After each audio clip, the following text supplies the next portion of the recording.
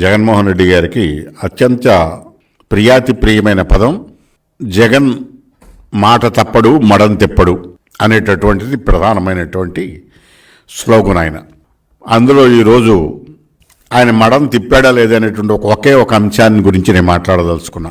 అందులో ప్రధానమైనటువంటిది 5 ఏళ్ల కాలంలో 25 లక్షల మందికి ఇళ్ళు కట్టి అందరికీ కూడా పక్కా గృహ నిర్మాణం చేస్తానని చెప్పేసి హామీ ఇవ్వటం జరిగినది.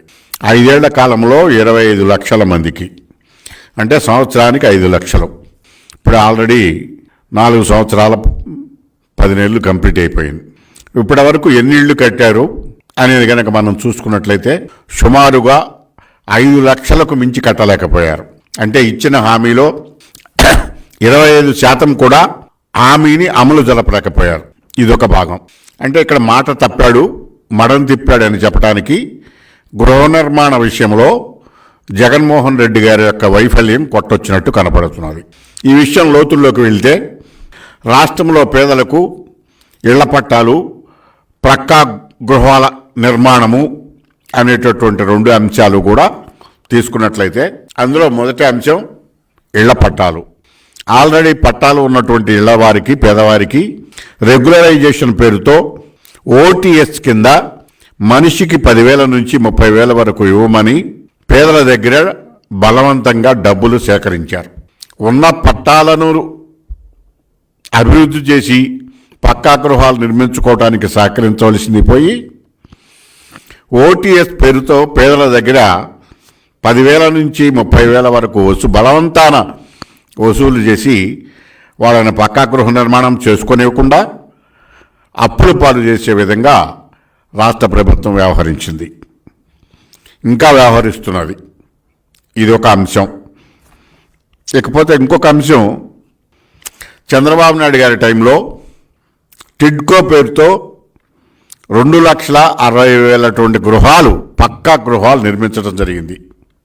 చంద్రబాబు నాయుడు గారి అధికారంలోకి దిగే టైంకి 2,60,000 పక్కా గృహ నిర్మాణాలు 90%కు పైగా నిర్మాణం కంప్లీట్ చేసి చివరికి మెరుగులు దిద్ది ఒక 10% లోపు మెరుగులు దిద్ది దాన్ని బెనిఫిషరీస్కి అందజేయవలసినటువంటి పరిస్థితుల్లో చంద్రబాబు నాయుడు గారి ప్రభుత్వం అధికారం కోల్పోయింది.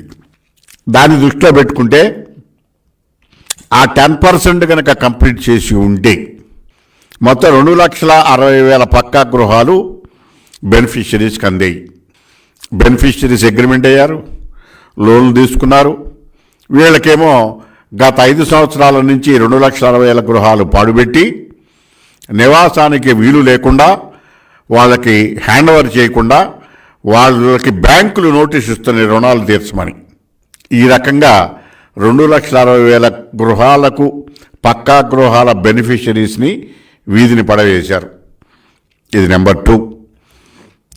ఇకపోతే ఆయన పెట్టినటువంటి భూపట్టాలు స్కీము ఏంటంటే అది ఎకరానికి ఒక సెంటు భూమిలో ఇళ్ళు కట్టుకోవాలని చెప్పేసి నిబంధనతో సెంటు భూమి లబ్ధిదారులకు ఇస్తాము అని చెప్పేసి ప్రకటించడం జరిగింది. దానికి తగిన విధంగా కొన్ని చోట్ల సరైనటువంటి ప్లాట్ల విభజన లేకుండా, రోడ్లు లేకుండా, దారి లేకుండా, గుంటలలో, చెరువులలో వర్షం వస్తే మోకాళ్ళ లోతు నీళ్లలో మునిగిపోయేలాగా అలాంటి ప్రాంతాల్లో కొన్ని చోట్ల పట్టాలు ఇవ్వటం జరిగింది. ఓ ఎకరం సెంటు చొప్పున అలాట్మెంట్ చేయటం జరిగింది. అది నివాసానికి అనువుగా లేదు, నివాసం కాదు, ఇళ్ళు నిర్మించుకోవడానికి కూడా అనువుగా లేదు. దాన్ని ఇళ్ళు నిర్మించుకోవడానికి అనువుగా లేని, నిర్మించుకోవటానికి సరిపోను జాగా లేని బురద గుంటల్లో వీటిల్లో ఒక సెంటు ఇచ్చి పేద ప్రజలని మోసం చేయటం జరిగింది.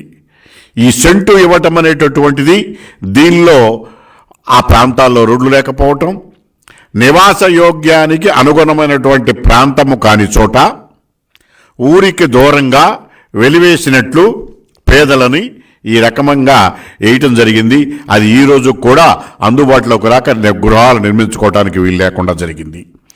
ఇదే చంద్రబాబు నాయుడు గారి కాలంలో నివాసానికి అనుగుణమైనటువంటి పక్కా రోడ్లతో మనిషికి 2 సెంట్లు తక్కువ లేకుండా ఇళ్ల పట్టాలను ఇవ్వడం జరిగింది.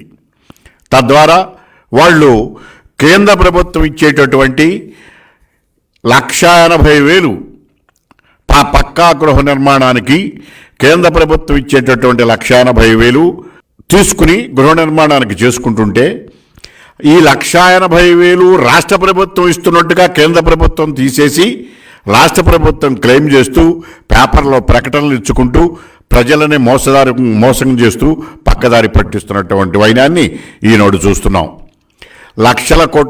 లక్షలు అంటే వేలకు వేలు పత్రికా ప్రకటనలు లక్షలకు ప్రభుత్వ దొమ్మును దుర్వినియోగం చేసి ప్రజలను మోసం చేస్తూ పట్టాల పేరుతో కేంద్ర ప్రభుత్వం ఇచ్చినటువంటి 1,80,000 రాష్ట్ర ప్రభుత్వం ఇస్తున్నట్టుగా మోసపూరిత ప్రచారం.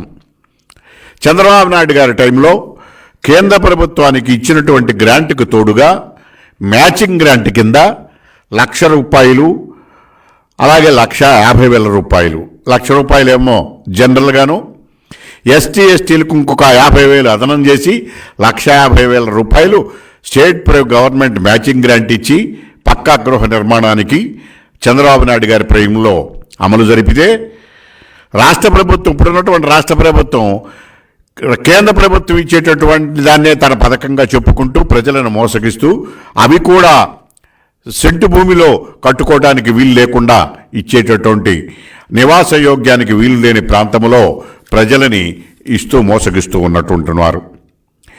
ఇంకొకటి ఏంటంటే పక్కా గృహ నిర్మాణం పేదలకు ఇళ్ల పట్టాలనేటటువంటి పేరుతో ఇది ఒక స్కీము, పేద ప్రజల వెల్ఫేర్కి ఉపయోగించినటువంటి స్కీము. ఆ స్కీముని పక్కన పెట్టి పేద ప్రజలకు నివాస యోగ్యానికి అనుకూలంగా లేనటువంటి భూములు సేకరించి ఆ సేకరింపు పేరుతోనూ భూములు సేకరించిన తరువాత దాన్ని అభివృద్ధి పేరుతోనూ కోట్లాది రూపాయలు వైఎస్ఆర్సీపీ ప్రభుత్వం అవినీతికి పాల్పడింది.